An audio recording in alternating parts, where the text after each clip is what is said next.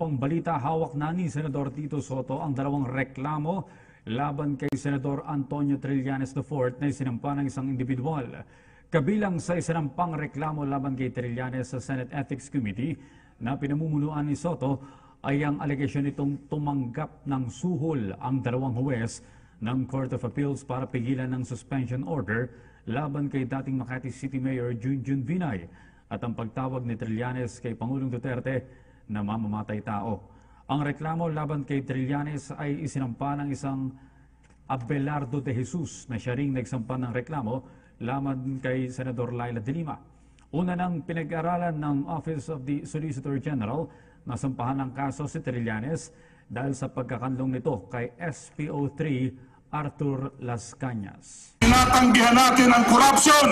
Sa gitna ng pro-Duterte rally sa Quirino Grandstand kagabi, tinanong ni Justice Secretary Vitaliano Aguirre II ang mga dumalo kung sino ang susunod kay Senador Leila de Lima na ipakukulong. Meron kayong sinasabing gusto niyong isunod?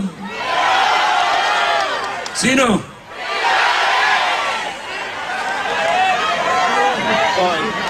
Tulungan ninyo ako, ha? Ang tila bantang ito ng kalihim, agad sinagot ni Senador Antonio Trillanes IV. Sa panayam ng Super Radyo DZBB, sinabi ni Trillanes na hindi raw siya patitinag. Alam nyo, sa totoo lang galing din ito mismo sa mga informanti ko, kasama na si Las Cañas, na actually ako yung uunahin dapat kasi gusto nga ako ipatumba, hindi kakasuhan kundi ipapatay. Sinabihan si Las Cañas yan after nung pagkapanalo ni Duterte, sinabihan na galit nga daw sa akin. So gusto ako ipapatay. Magandang araw po dyan sa Pilipinas. Good evening dito sa Amerika.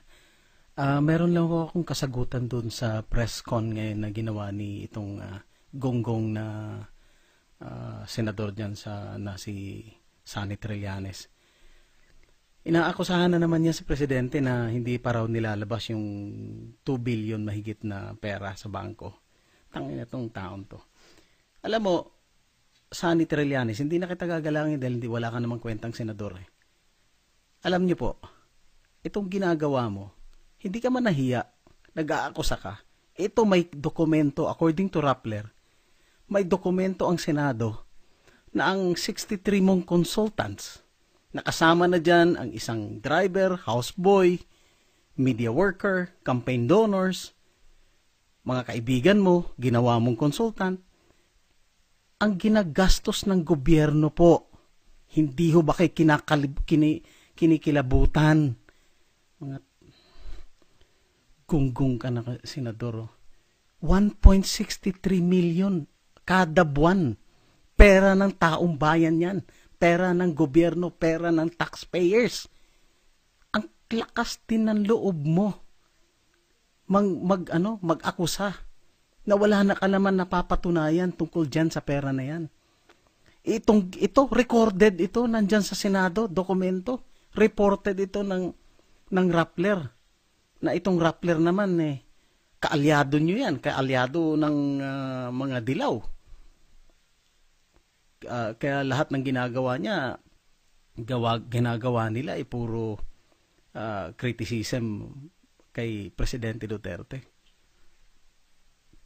Ito, sabi nga nitong na according to COA Circular number 85-55A, which defines the unnecessary expenditures as those not supportive of the implementation of the objectives and mission of the agency relative to the nature of its operation.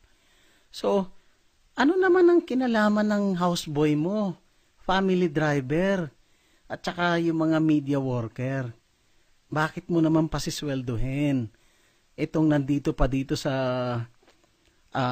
yung isang standard report dito, ang mga consultants, ito, hindi ko alam kung nandiyan pa or pinalitan mo na pero the fact that you did this is something na may kagaguhan ka rin na ginagawa na nilinlang mo ang mga taong bayan, ang mga Pilipino. Isipin mo, 71,200 a month itong si Segundino, according to Rappler. Orfiano Jr., Ian Lee Punong Bayan, 71,200, Jaime Torato, at and so on and so forth. Marami. Bakit naman, ano ba ang gagaling nitong mga to at pinapasweldo mo ng ganong kamahal? Anak na weteng naman, Trillanes. Hindi ka ba nahiya? Akusa ka ng ukusa. Manalamin ka muna, hoy. Mahiya ka naman sa sarili mo. Hindi ka na kinilabutan. Akusa ka ng akusa. Isipin mo na lang, kata yung budget mo. 1 week or a few days before the election, naglabas kayo ng ads. Gamit nyo pa yung mga bata, kabataan. Magkano ang gastos nun? Ang sinabi pa doon, ikaw daw ang sponsor. Magkano ang gastos nun? That is kulang-kulang 20 million mahigit. Saan mo kinuha ang pera? Anak ng pusa. Tapos nga ang lakas ng loob mo maganon. Desperado ka. Alam mo, mahiya ka naman. Dahil malapit na makulong yung mga kasamahan mo na iba dyan. Kaya ka desperado. Dinadivert mo ang atensyon. Yan ang style nyo dati pa. Mga dilaw kayo, mga hinayupa kayo. Yan ang ginagawa nyo. Dinadivert nyo. Para malinlang ang tao. Hindi na po ngayon. May social media na. May mga volunteers na nakatulad namin. Kami ho ay isa ako sa 16 million mahigit na bumoto kay Presidente Duterte.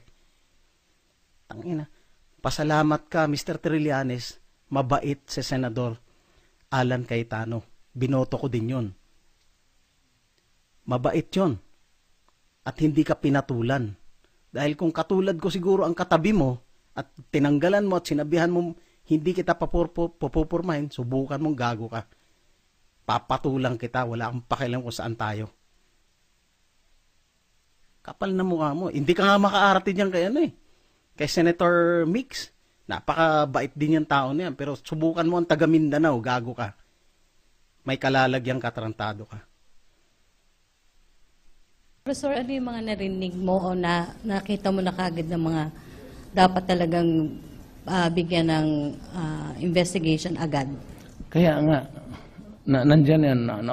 Nauna ang meron na yung mga questionable na, so if I have the appointments, maraming consultants, sobra-sobra. Mas marami pang consultant kasi Presidente. Ako hanggang assistant secretary ka lang. Kung consultant ka, ang boy, walang sweldo yan. Lahat ng consultant dito, 1 peso a year ako. Yan, nababasa ko na. Sabi, dandan lang. Of course, ang pinakamahirap dyan, Rocky, ang contracts. Because you have to, yung sa itong, mahirap kasi itong 3019, is it the anti-graft law? 3019? Mahirap yung nila, to the prejudice of another. Napakahirap niyan. Mas mabuti pa babalik tayo doon sa revised penal code. Kaya some other time, I'll talk about Pangilinan and how this country became. Bakit nawala yung sense of accountability ng mga anak natin? You go in and out of prison every day. And you cannot do anything. You can commit the most heinous crime. Rapin mo, patayin mo, nakawin mo pa, following he goes out. That's how it was. So you produce a generation of people who never had any sense or even an inkling of what the word accountability means. To criticize. That was the law that produced a generation of criminals.